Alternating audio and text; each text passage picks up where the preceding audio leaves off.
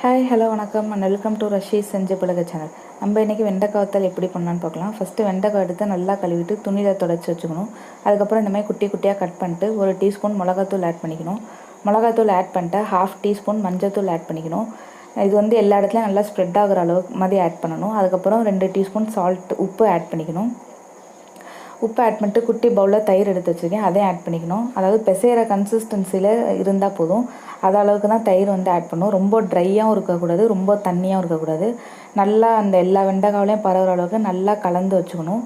நல்லா கலந்து தனித்தனியாக உதுத்து வச்சுக்கணும். ஏன்னா நல்லா அது அப்போ தான் காயும் எல்லா சைடுமே. ஸோ இப்போ வந்து நம்ம கலந்தாச்சு. அதை போய் நம்ம மாடியில் வைக்க போகிறோம்.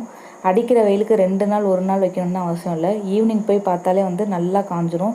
அதுவும் நம்ம குட்டி குட்டியாக கட் பண்ணியிருக்கனால வெண்டைக்காய் வந்து நல்லா காஞ்சிருச்சு.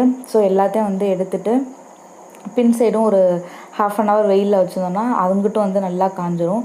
காஞ்சிட்டு இப்படி தனித்தனியாக எல்லாத்தையும் எடுத்து வச்சிடணும். அவ்வளோதான். ஓகே, பின் சைடும் 1/2 hour வச்சாச்சு. எப்படி நல்லா காஞ்சிருக்கு பாருங்கள். நல்லா உதிரி உதிரியாக ஆயிடுச்சு. நம்மளுக்கு வந்து வத்தல்னாலே அது வந்து இப்படி தான் இருக்கணும். அதை நம்ம திரும்ப என்ன பண்ணுறோன்னா இந்த மாதிரி ஒரு டைட் கண்டெய்னரில் இதை ட்ரான்ஸ்ஃபர் பண்ணிவிட்டு நம்ம எடுத்து வச்சுக்க போகிறோம். அவ்வளோதான், நம்ம வெண்டைக்காய் வத்தல் ரெடி. இதை வந்து ஓக்ரா வத்தல் அப்படின்பாங்க. இதை வந்து நம்ம இந்த மாதிரி ஸ்டோர் பண்ணிட்டு எப்போ வேணுமோ இதை வந்து நம்ம வறுத்து வச்சுக்கலாம்.